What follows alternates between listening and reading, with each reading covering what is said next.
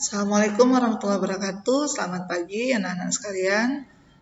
Bertemu kembali dengan mata pelajaran administrasi perpajakan. Semoga anak-anak ibu semua dalam keadaan sehat walafiat, tidak kurang suatu apapun, tetap semangat dalam melakukan pembelajaran meskipun kita belajar secara jarak jauh atau PJJ, dan tetap semangat dalam melakukan semua tugas-tugas yang diberikan oleh guru. Tak lupa juga ibu mengingatkan kepada anak-anak ibu juga menunaikan kewajibannya juga sebagai siswa, yaitu menyelesaikan administrasimu di sekolah. Pembahasan kita hari ini adalah tentang biaya yang dapat dikurangkan dan biaya yang tidak dapat dikurangkan. Ini masih pembahasan tentang kelanjutan pembahasan yang minggu lalu, yaitu tentang PPh badan. Ini di PPh badan itu kita sudah tahu unsur-unsur untuk menghitung PPh badan itu salah satunya adalah kita harus mengetahui keuntungan dari perusahaan. Jadi kalau di keuntungan perusahaan itu untuk kita dapatkan pastinya penerimaan dikurangi dengan pengeluaran atau biaya. Maka pembahasan hari ini adalah biaya-biaya yang mana saja yang bisa dikurangkan, yang diakui sebagai pengurang, dan biaya yang tidak dapat diakui sebagai pengurang. Sehingga jika biaya itu tidak diakui sebagai pengurang, maka laba yang dia sudah disusun itu harus direvisi karena tidak dapat karena ada beberapa biaya yang tidak dapat diakui sebagai pengurang. Maka agar tidak terjadi perevisian seperti itu, maka harus diketahui biaya apa saja yang dapat dikurangkan dan biaya yang tidak dapat dikurangkan itu apa saja. Kita masuki pertama biaya yang dapat dikurangkan. Penghitungan PKP wajib pajak dalam negeri ataupun BUT dihitung berdasarkan penghasilan bruto. Berarti penghasilan kotor itu PKP itu dihitung dulu penghasilan kotornya. Nah, berarti setelah mendapatkan penghasilan kotor, otomatis kita menjumlahkan seluruh penerimaan-penerimaan yang diperoleh oleh perusahaan tersebut, atau di sini juga BUT. BUT masih ingat kan, bentuk usaha tetap. Oke.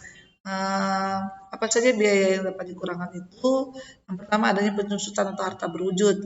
Jadi misalnya perusahaan membelikan peralatan, kemudian dihitung penyusutannya, itu harta yang berwujud, itu bisa dihitung penyusutan tersebut sebagai biaya. Itu dia bisa diterima sebagai biaya yang dapat dikurangkan. Terus ada amortisasi atas hak. Berarti untuk amortisasi ini penyusutan untuk harta tidak berwujud. Terus kemudian ada biaya yang digunakan untuk mendapatkan, menagih, dan memelihara penghasilan, termasuk biaya pembelian bahan, biaya berkenaan dengan pekerjaan ataupun jasa. Di sini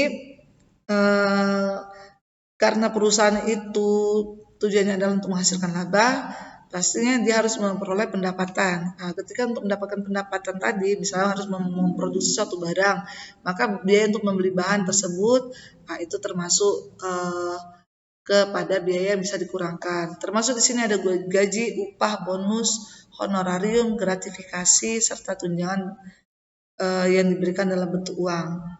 Terus ada bunga, royalti, sewa, terus ada biaya untuk mengolah limbah, itu juga kan termasuk biaya untuk mendapatkan dan menagih atau memelihara penghasilan. Limbah perusahaan juga kan punya limbah, sedangkan limbah yang dihasilkan dari perusahaan tersebut tidak boleh sembarangan dibuang ke sungai atau ke tempat yang pembuangan. Berarti harus diolah dulu limbah itu sehingga limbah tersebut bisa ramah lingkungan atau minimal tidak merusak lingkungan. Maka biaya untuk mengolah limbah itu bisa diakui sebagai biaya yang dapat dikurangkan. Sehingga kalau biaya itu bisa dikurangkan, maksudnya bisa dikurangkan kepada penghasilan kotornya, maka otomatis penghasilan bersihnya atau laba bersihnya pasti kecil. Karena kenapa? Biaya-biaya yang dimunculkan cukup banyak untuk menjadi pengurang penghasil atau menjadi pengurang dari penghasilan kotor tadi. Contohnya biaya-biaya ini, misalnya perusahaan punya biaya pengolahan limbah, munculkanlah ada biaya apa tadi, penyusutan, munculkan. Otomatis kalau biaya gaji upah itu udah umum, pasti ada di perusahaan. Terus ada biaya pembayaran premi asuransi, ada biaya administrasi, itu pasti ada biaya administrasi seperti pembelian ATK segala macam. Kemudian kerugian karena penjualan atau pengalihan harta itu juga boleh diakui sebagai biaya. Misalnya kamu perusahaan mengalihkan atau menjual hartanya kepada orang lain, ternyata ya barang yang dialihkan atau dijual itu nilainya merugi atau bukan menguntungkan. Itu juga mendapatkan, itu bisa menjadi pengurang biaya. Terus ada lagi iuran kepada dana pensiun itu juga bisa menjadi pengurang. Ada biaya penelitian serta pengembangan usaha. Misalnya perusahaan itu melakukan penelitian dan mengembangkan usahanya, misalnya mau membuat produk baru, berarti kan pasti membutuhkan dana untuk melakukan penelitian tersebut, itu bisa diakui biaya tersebut sebagai pengurang. Kemudian ada biaya untuk beasiswa, pelatihan, magang para karyawan juga termasuk. Ada kerugian disebabkan dari selisih kurs mata uang asing, itu juga bisa termasuk untuk biaya yang dikurangkan. Kemudian ada piutang. Piutang berarti kan orang yang berutang kepada perusahaan tapi tidak dapat ditagih, itu bisa dijadikan biaya yang dapat dikurangkan. Tapi ada syaratnya, yaitu telah diserahkan perkara penagihannya kepada pengadilan ataupun DJP atau Direktorat Jenderal Pajak, terus telah dibebankan sebagai biaya dalam laporan laba rugi komersil. Berarti sudah dimunculkan piutang tak tertagih itu sebagai biaya di laporan laba rugi komersil. Kemudian wajib pajak harus memberikan daftar piutangnya itu kepada DJP. Apa aja piutang yang tidak dapat tertagih tersebut diberikan daftarnya kepada Direktorat Jenderal Pajak. Kemudian telah dipublikasikan dalam penerbitan khusus ataupun umum. Jadi disampaikan bahwasanya piutang-piutang pada perusahaan-perusahaan ini, perusahaan A, B, C, D itu tidak dapat ditagih, itu sudah dipublikasikan. Itulah syarat-syarat agar piutang yang tidak dapat ditagih tersebut bisa diakui sebagai biaya yang dapat dikurangkan. Kemudian untuk menentukan besaran laba BUT, ini BUT ya ceritanya, untuk usaha tetap yang merupakan perwakilan dari perusahaan asing yang tidak bertempat di Indonesia tapi punya penghasilan di Indonesia. Itu adalah biaya administrasi kantor pusat yang bisa dikurangkan, ialah biaya yang berkaitan dengan usaha atau kegiatan BUT. Berarti biaya administrasi kantor pusat meskipun itu cuma BUT tapi ada kantor pusatnya, terus ada biaya administrasi, itu bisa dikurangkan sebagai biaya dan bisa mengurangi laba pastinya. Kalau udah dijadikan biaya berarti bisa mengurangi laba. Kemudian agar dapat dikurangkan dalam penghitungan PKP, biaya tersebut harus mempunyai hubungan langsung dengan usaha atau kegiatan untuk mendapatkannya. Jadi kalau misalnya biaya tersebut tidak ada hubungannya dengan mendapatkan penghasilan, itu tidak bisa dijadikan pengurangan PKP gitu. Karena PKP tadi kan hitungannya kalau untuk perusahaan pastinya laba penghasilan kotor dikurangi biaya-biaya dapat penghasilan bersih. Itulah dijadikan sebagai merupakan jadi laba. Terus laba itulah yang jadi dasar penghitungan penghasilan kena pajak atau PKP. Jadi untuk mendapatkan penghasilan tadi tidak ada kaitannya dengan penghasilan biaya tersebut, tidak ada kaitannya untuk mendapatkan penghasilan biaya yang kita buat untuk pengurang tadi, maka itu tidak dapat diakui atau tidak dapat diakui sebagai pengurang biaya. Tapi kalau di sini agar dapat dikurangkan dalam penghitungan PKP, jadi biaya tersebut bisa dikurangkan untuk jika PKP-nya kecil, maka biaya tersebut bisa dikurangkan. Maka catatannya adalah biaya tersebut harus mempunyai hubungan langsung dengan usaha atau kegiatan untuk mendapatkan dan memelihara, menagih penghasilan. Terus beban bunga atau pinjaman yang digunakan untuk membeli saham tidak boleh dikurangkan. Ini contohnya. Beban bunga tadi ataupun pinjaman, kita perusahaan punya pinjaman kepada perusahaan lain untuk tujuannya membeli saham. Berarti itu bukan merupakan atau kaitannya dengan biaya menerima penghasilan untuk mendapatkan penghasilan, karena saham bukan merupakan kegiatan atau aktivitas utama perusahaan, maka itu tidak dapat dikurangkan.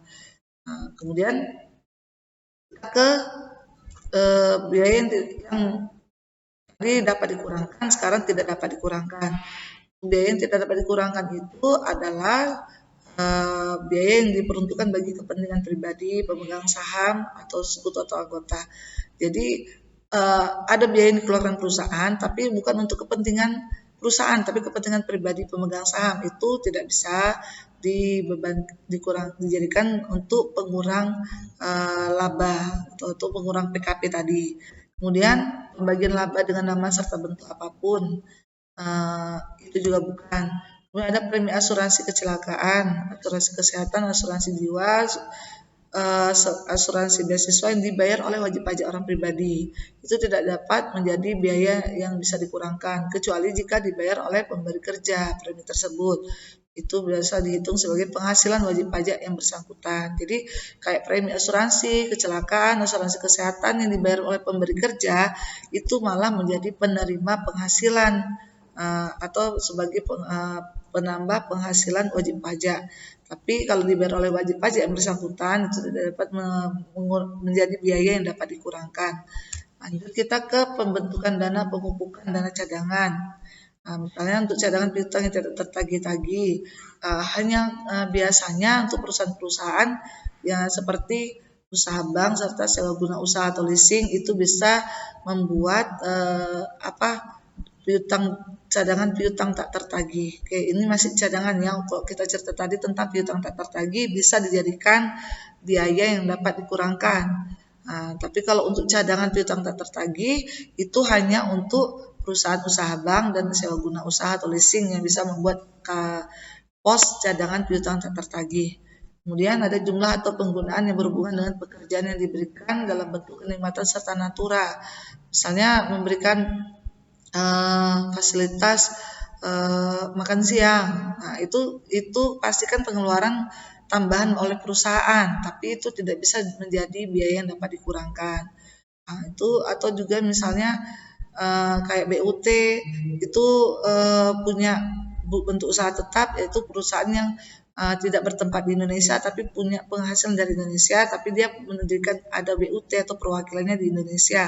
Kemudian punya pegawai itu diberikan fasilitas tempat tinggal, itu yang dibayar oleh perusahaan. Itu biaya yang dikeluarkan tadi untuk memberikan fasilitas tadi berupa tempat tinggal itu tidak dapat dikurangkan sebagai biaya yang dapat dikurangkan untuk mengecilkan PKP tadi. Kemudian kita ke biaya yang tidak dapat dikurangkan berikutnya adalah pajak penghasilan tidak termasuk kepada biaya yang dapat dikurangkan. Pajak penghasilan maksudnya pajak penghasilan si punya perusahaan. Punya perusahaan wajib pasti dihitung juga pajak penghasilannya. Selain pajak penghasilan badan tadi, ini kan kita cerita tentang pajak penghasilan badan. Yang punya perusahaan dihitung pajak penghasilannya, berarti itu tidak bisa dibebankan sebagai biaya yang dapat dikurangkan. Kemudian ada bantuan atau sumbangan atau kita bayar zakat, itu juga tidak termasuk pada pengurangan biaya yang dapat dikurangkan.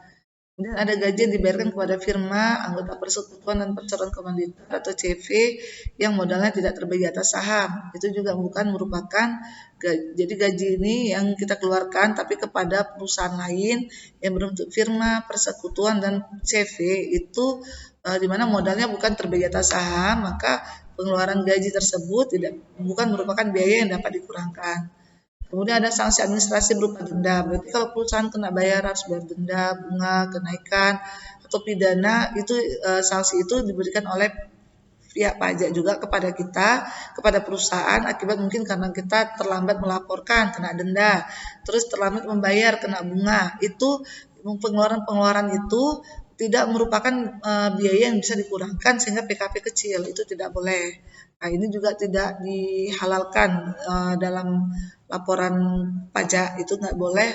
Laporan laba rugi untuk pajak itu kalau ada dimunculkan denda atau bunga itu harus direvisi lagi, harus di skip, dihilangkan dia biaya-biaya ini.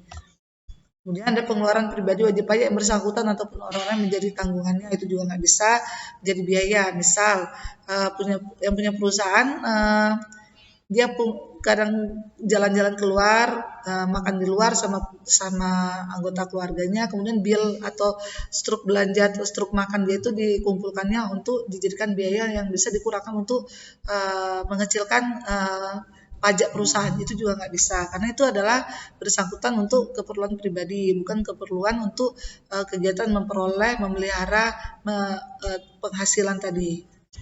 Terus Kemudian terakhir keterangan yang lain adalah menentukan besar laba suatu BUT, pembayaran kepada kantor pusat yang tidak boleh dikurangkan adalah sebagai berikut. Nah ini dia. Berarti kalau untuk BUT kaitannya, berarti ada BUT itu melakukan pembayaran kepada kantor pusat, ada pembayaran kepada kantor pusat yang tidak bisa dikurangkan. Nah ini yang pertama imbalan atau royalti yang berhubungan dengan penggunaan harta, paten, serta hal lainnya. Kemudian ada imbalan yang berhubungan dengan jasa manajemen dan jasa lainnya, itu tidak bisa dikurangkan. Kemudian ada bunga, kecuali bunga yang berhubungan dengan perbankan. Berarti bunga perbankan bisa dikurangkan. Jadi kalau yang lainnya tidak bisa dikurangkan sebagai biaya yang tidak dapat dikurangkan untuk perusahaan BUT. Demikian penjelasan Ibu, semoga dapat dipahami dan dapat mengerjakan kuis nanti yang akan diberikan. Ibu akhiri dengan Assalamualaikum warahmatullahi wabarakatuh. Selamat pagi.